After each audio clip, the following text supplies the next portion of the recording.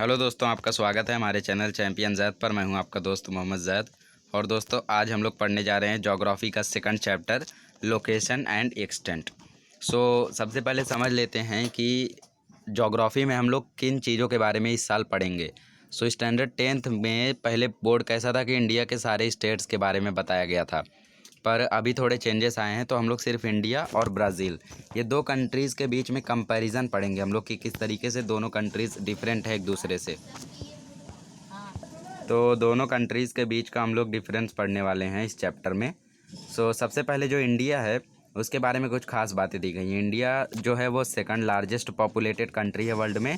121 करोड़ की पॉपुलेशन है यहाँ पे according to the census 2011। Now 1.3 billion के करीब है। और ये famous for spices in the world, मसालों के लिए फेमस है। और इंडिया में क्रिकेट जो है वो सबसे पॉपुलर स्पोर्ट है।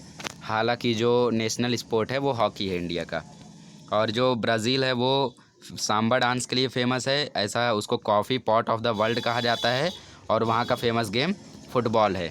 और दोनों के झंडों की बात करें तो उनके जो झंडे उस पर लिखा है ऑर्डेमी प्रोग्रेस हो, मतलब हमेशा आगे बढ़ते रहो। और यहाँ पे जो डिफरेंट डिफरेंट कलर हैं वो डिफरेंट डिफरेंट हम लोगों को संदेश देते हैं भारत के।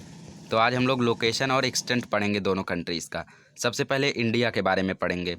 तो इंडिया का नाम क्या है पूरा? इंडिया का पूरा नाम है रिपब्लिक ऑफ इंडिया, क्योंकि दोनों ही गवर्नमेंट, ब्राज़ील और इंडिया दोनों ही गवर्नमेंट रिपब्लिक है। इंडिया का कैपिटल है न्यू दिल्ली। तो इंडिया जो है वो नॉर्दर्न और ईस्टर्न हेमिस्फीयर में है अर्थ के। तो ये अर्थ है हम लोगों का। इस तरीके से यहाँ पे डिफरेंट डिफरेंट बनता है हम लोगों का latitude longitude, northern eastern hemisphere. तो इसके बाद इसमें पूरे 360 गोले आते हैं।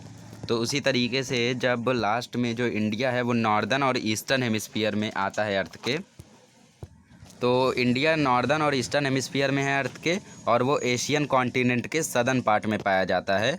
इंडिया हम लोगों का एशियन कॉन्टिनेंट में है और साउदर्न पार्ट में है। अब जो इंडिया का मेन लैंड है वो किस तरीके से एक्सटेंड है, तो उसका यहाँ पे आप लोग देखें तो 8 डिग्री 4 मिनट, ये जो साइन है हम लोग इसको मिनट बोलते हैं, तो 8 degree 4 minute north to 37 degree 6 minute north latitude है इसका। लैटिट्यूड मतलब सीधे सीधे। और इसका जो लॉन्गिट्यूड है वो है 68 डिग्री 7 से 97 डिग्री 25 तक। तो इस तरीके से इसका लॉन्गिट्यूड है। और जो इंडिया का इंदिरा पॉइंट है वो सदर्न मोस्ट टिप है, मतलब कि सबसे नीचे जो आता है वो इंदिरा पॉइंट है। और वो 6 डिग्री 45 मिनट नॉर्थ के पैरेलल आता है।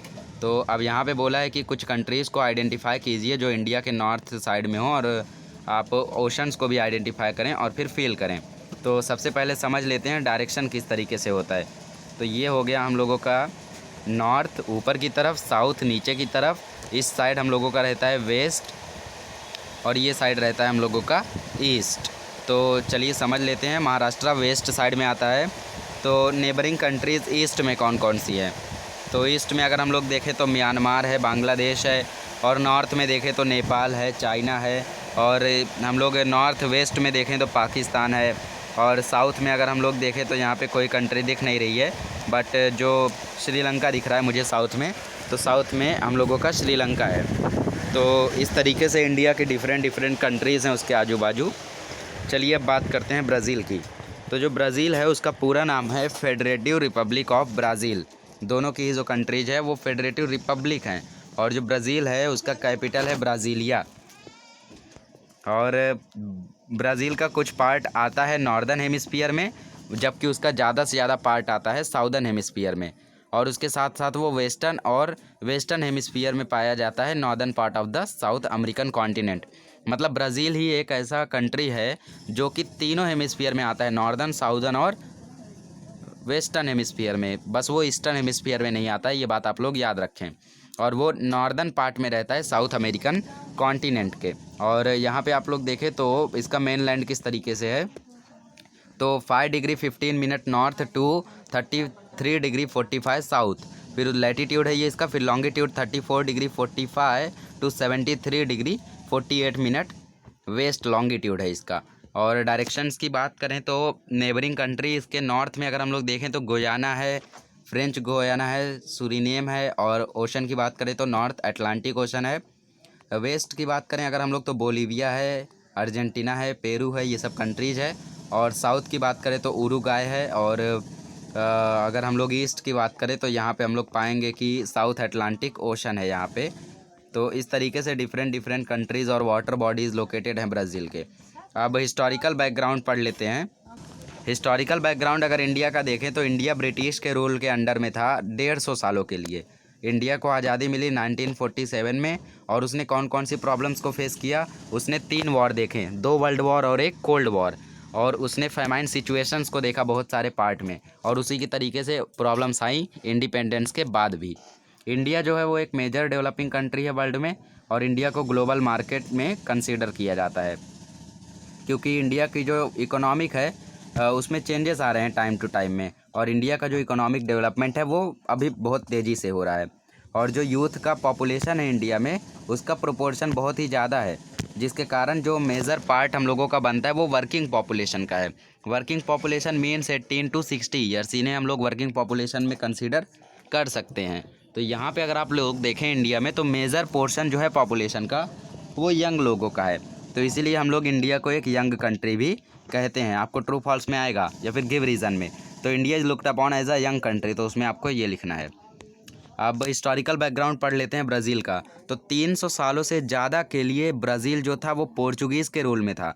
ब्राज़ील को आज़ादी मिली 1822 में, उसके बाद 1930 से 1985 तक, मतलब कुछ 55 सालों के लिए, 50 से ज़्यादा सालों के लिए ये एक पॉपुलिस्ट मिलिट्री गवर्नमेंट के कब्जे में था।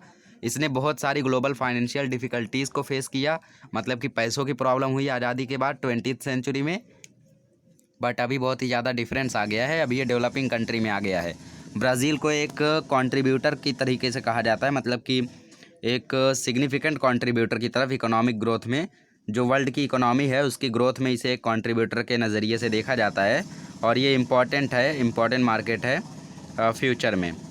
तो यहाँ पे आप लोग देखें तो एक ख़ास बात हम लोगों को दी गई है डू यू नो में। तो हम लोग इंडिपेंडेंस डे अपना मनाते हैं 15 अगस्त को, जबकि ब्राज़ील मनाता है इंडिपेंडेंस 7 सितंबर को।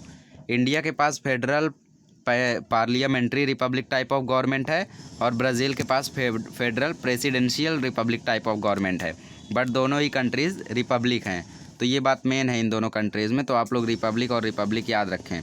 और जो ब्राज़ील का नाम है वो एक ट्री से आता है, वुड का ट्री है जिसका नाम है पाउ ब्राज़ील।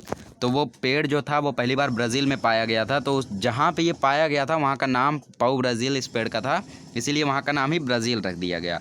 तो इस तरीके से ब्राज़ील नाम आता है। तो यहाँ पे आप लोगों को जो क्वेश्चन आंसर्स दिए हैं वो अच्छे से आप लोग याद कर लें। जैसे southern most point Indira point है, चाइल्ड इक्वेडर है, रिपब्लिक टाइप ऑफ गवर्नमेंट है, तो ये सब आप लोग अच्छे से याद कर लें। और इस चैप्टर में आपको कुछ ज़्यादा करना नहीं है, बस आप लोग 2 कॉलम बनाइए। एक कॉलम में आप लिखिए इंडिया और एक कॉलम में लिखिए ब्राज़ील, और फिर जितनी जानकारी है मैं तो बोलता हूँ कि एक पेज पे ये पूरा चैप्टर लिखा जा सकता है अगर हम लोग लिखना चाहे तो उसी एक पेज पे आप पूरा चैप्टर लिख लीजिए और अपनी फेयर बुक में आप लोग चिपका लीजिए। तो इस तरीके से आप लोग सेकंड लेसन को आसानी से स्टडी कर पाएंगे। तो ये था हम लोगों का second chapter, that is location and extent. Next video में मिलेंगे तो हम लोग पढ़ेंगे third chapter, physiography and drainage. हमारे साथ जुड़े रहिए, चैनल को सब्सक्राइब करके, वीडियोस को शेयर करके। मिलते हैं नेक्स्ट वीडियो में, आज के लिए बस इतना ही।